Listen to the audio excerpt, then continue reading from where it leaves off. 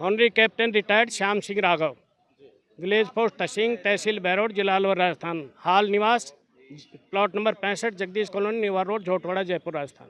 Sir क्या लगता है आपको 123 दिन का वक्त हो गया है और ऐसे में सरकार की नज़र आप लोगों की तरफ है ही नहीं। हालांकि आप लोग संख्या बल तो दिखाते हैं यहाँ भी, लेकिन तमाम ऐसे लोग हैं जो यहाँ पर आते हैं, रोज़ आ रहे हैं। आप लोग 123 दिन से आ रहे हैं, एक काफ़ी लंबा वक्त हो गया। सर सबसे पहले तो आप अगर राष्ट्रवन चैनल और यहाँ पर हमारे भूतपूर्व सैनिक जो भी इकट्ठा हो रहे हैं उन सब का धन्यवाद करूँगा कि आपके जो ये लोकल जो चैनल हैं यही हमारी मदद कर रहे हैं। सरकार के कोई भी चैनल हैं वो सरकार के दबाव में हमारी मदद नहीं कर रहे, लेकिन फिर भी हमें आशा है कि आपकी मदद से ही हम सक्सेस हो जाएंगे, क्योंकि आवाज़ तो सब पहुँच रही है और ज्ञापन भी सब पहुँच गए, मोदी जी के पास भी पहुँच गए, माननीय राष्ट्रपति महोदय के पास भी, रक्षा मंत्री, सब मतलब सब जगह पहुंच चुके हैं। लेकिन अभी जो है मुझे ये लग रहा है कि मोदी जी को परेशानी यह है कि मोदी जी ये सोच रहे हैं कि इन अफसरों ने ऐसा गड़बड़ करके मोदी जी की भी छवि खराब की है और सरकार की भी छवि खराब की है। इसलिए मोदी जी अभी इस पर कुछ ना कुछ गंभीरता से विचार कर रहे होंगे, मेरा अपना विचार यह है और हमें उम्मीद है मोदी जी ने ये दिया है और आगे भी देंगे। सर एक बड़ा सवाल ये है कि जब तक आप लोग जवान थे, देश की सेवा आपने की, देश की पूरी जिम्मेदारी आपके कंधों पर, और जब रिटायर हो जाते हैं आप लोग, तो फिर आपको क्या ऐसे जंतर मंतर पर आकर बैठने के लिए और अपने हक को मांगने के लिए, जो अपना हक लेने के लिए यहाँ पे आए हैं, ये अच्छा लगता है? सर ये पूरे देश के लिए और हमारे लिए तो है ही शर्मनाक, पूरे देशवासियों के लिए शर्मनाक है। अब जिस देश के फौजी देश की और हम सब जनता की सुरक्षा कर रहे हैं, आज वो जनता भी हमारे लिए कुछ नहीं बोल रही है। इसलिए मैं जनता से भी निवेदन करूंगा कि हमारी जो जनता में हम कौन हैं, जवान किसान हमारे ही बच्चे हैं, आज भी वो जा रहे हैं। अब देश स्वतंत्र हो गया, 75 साल होगी, तो कब तक गुलामी सहन करेंगे? इस गुलामी को ख़त्म करें, भेदभाव को ख़त्म करें, जो हमारी मांगे हैं वाजिब है उनको शीघ्रता शीघ्र दें। ये मोदी जी जो बार बार कहते हैं कि किसान और जवानों के लिए मैं कर्तव्यनिष्ठ हूँ और कुछ भी हो जाए जीवन के आखिरी सांस तक इनके लिए काम करूँगा, तो क्या ये 1 से 1.5 किलोमीटर की दूरी है, 100-200 मीटर की दूरी है, रक्षा मंत्रालय यहीं पे है, सांसद भवन यहीं पे है, क्या उनकी दृष्टि इधर नहीं पड़ रही है? सर ऐसा होता है, वो एक कहावत है, हाथी के दांत दिखाने के और खाने के और होते हैं। सारी फैसिलिटीज हमारे देश की जो है ना, वो ये विधायक सांसद, ठीक है, और ये ब्यूरोक्रेसी लेती है। नीचे जितने भी, चाहे वो जेशो जवान है या आम जनता है, उनके लिए खाली दिखावा करते हैं। उनको जो सरकार के जितने भी बनाते कानून, कुछ लोग जागरूक हैं या इनके सगे संबंधी हैं, वो तो ले लेते हैं, बाकी साधारण जनता वो तो ऐसे ही रहती है। वही हाल हमारे साथ हुआ, अफसर फ़ायदा उठा गए इनसे मिल करके और जेशो जवानों के साथ ये धोखा करके हमारे साथ में ये विसंगतियाँ पैदा कर दी। आखिर क्या आपको लगता है कि ये जो विसंगतियाँ है, ये सिर्फ ऑफिसर्स के द्वारा होता है या फिर ऑफिसर और सरकार दोनों की मिलीभगत? सर मैं तो ये कहूँगा, ये जो हमारे रिटायर्ड अफसर जो हमारे वहाँ पर जाते थे मीटिंग में, वो और जो IAS वहाँ बैठे हुए और सरकार, तीनों की मिलीभगत है। बिना मिलीभगत के तो कोई काम होता ही नहीं। हम क्या मान लें कि मोदी जी को ये पता नहीं है? मोदी जी को सब पता है। जब मोदी जी को सारी देश विदेश का ज्ञान है तो क्या भारत का ज्ञान नहीं है?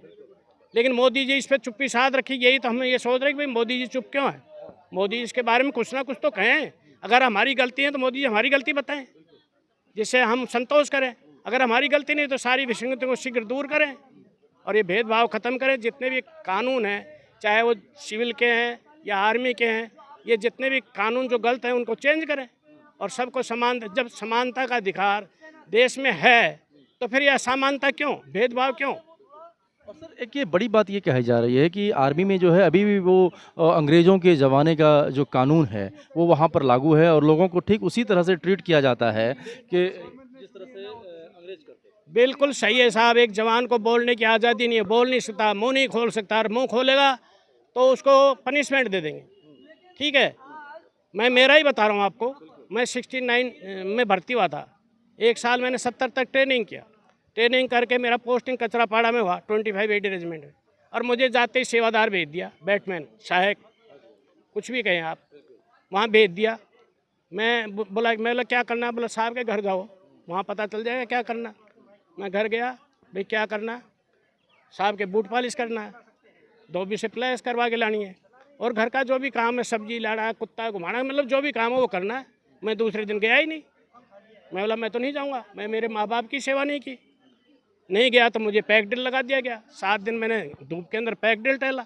मतलब अब ये देखो आप, भाई मैं भर्ती सेना के देश की नौकरी करने के लिए हुआ था, किसी अफसर के घर नौकरी करने के लिए थोड़ी हूँ। सवाल तो यही है ना कि जिस अरमान के साथ में आप देश सेवा के लिए भर्ती हुए हैं सेना में, और जब आपको किसी की गुलामी करनी पड़े, उनके जूता पॉलिश करना पड़े, चाहे वो कोई भी अधिकारी हो, कि वहाँ तो आपका राष्ट्र सेवा तो हो नहीं रहा है। राष्ट्र सेवा कहाँ है, वो तो व्यक्तिगत सेवा हो रही है। तो ये गलत है, इसको मोदी जी को दूर करना चाहिए। जितने भी इसमें सब विसंगतियों में सब बातें लिखी हुई हैं, भाई कोई बैटमैन क्यों हो, जब अगर अफसर अपना काम नहीं कर सकता तो लड़ाई क्या लड़ेगा। अगर मान लो मैं अफसर हूँ, अगर मैं लड़ नहीं सकता तो एक आदमी के सपोर्ट में लेकर लड़ूंगा तो वो आदमी क्या करेगा। ठीक है, एक दूसरे की मदद हम वैसे ही करते हैं, अफसर जैसे जवान मिलकर वैसे ही करते हैं, लेकिन उसको अलग से मदद करने की कहाँ जरूरत पड़ेगी, बताइए आप, कहाँ जरूरत है। बिल्कुल बिल्कुल सही कह रहे हैं आप। और ऐसे में जो सैनिकों का मनोबल है वो कहीं ना कहीं चूर हो जाता है। मनोबल चूर नहीं हो रहा साहब, जो आज सर्विस में है वो भी बहुत दुखी हैं, इसलिए प्रीमेच्योर रिटायरमेंट ले रहे हैं। हमारे टाइम में तो फिर भी थोड़ा सा माहौल सही था, अभी तो इतना माहौल ख़राब है। दिन भर जो लोग वहाँ पर अफसरों के मैस में इधर उधर काम करते हैं, रात को उनकी डेली ड्यूटी लगा देते हैं। क्यों, हमसे मिलते हैं ना, डेली रोजाना रात को ड्यूटी दो, सुबह वर्किंग फटिंग करो, तो ये सब गलत हो। ये बटमैन को लेकर बहुत सारी चीज़ें इसी आपके आंदोलन में निकल के आई कि किस किस तरीके से उनके साथ में बिहेव किया जाता है, और ख़ास तौर पर जब उनके मनोबल को चूर करने की बात सामने आती है, तो ऐसे में जो नए लोग भर्ती होना चाहते हैं, जो नए लोग जाना चाहते हैं सेना में, उनके लिए एक बड़ी चुनौती है। सर नए लोगों का जैसे भी इन्होंने अग्निवीर रखा है 4 साल के लिए, पहले तो ये गलत है टोटली। लेकिन क्या बेरोजगारी है देश में, बेरोजगारी की इसमें लोग जो है भाई चलो ठीक है तुम भर्ती हो जाओ, जो मिलेगा देखा जाएगा। ऐसे ही सैनिक में भी है, लोग B.Tech M.Tech M.C.A करके जा रहे हैं। एक जो कमीशन डायरेक्ट NDA वाला लड़का 12वीं पास जाता है, और सिपाही में डायरेक्ट भर्ती होकर जा रहा है MCA M.Tech लड़के, उनसे ज़्यादा पढ़े लिखे जा रहे हैं, क्योंकि बेरोजगारी है इसलिए जा रहे हैं, नहीं तो कौन जाएगा सेना में। लेकिन वहाँ जाने के बाद भी उनसे इस तरीके के भेदभाव के, सेवादार के ये काम कराएं तो आज वो जवान नहीं कर सकते। पहले वालों तो चलो पढ़े लिखे नहीं थे, कुछ कर लिया, लेकिन अब नहीं करेंगे, और उन्हीं के थ्रू हमें सारा पता रहता है कि भाई क्या हो रहा है अभी। तो सर पहले तो ये भी होता था कि यदि किसी के घर से एक सेना में गया तो उनका लड़का भी सेना में चल जाने के लिए तैयार होता था, उनके अड़ोसी पड़ोसी भी तैयार होते थे। लेकिन जब उनको ये खबर मिलती है कि अपने ही हक और अधिकारों के लिए आप लोग जंतर मंतर पर आए हुए हैं और 123 दिन हो गया है, तो क्या गुजरता होगा? सर पहले क्या पढ़े लिखे कम थे, इसलिए पता ही नहीं था। ये तो अभी हमारी ORP 1 और 2 में हमको पता लगा कि हमारे अफसर ही हमारे साथ धोखा कर रहे हैं।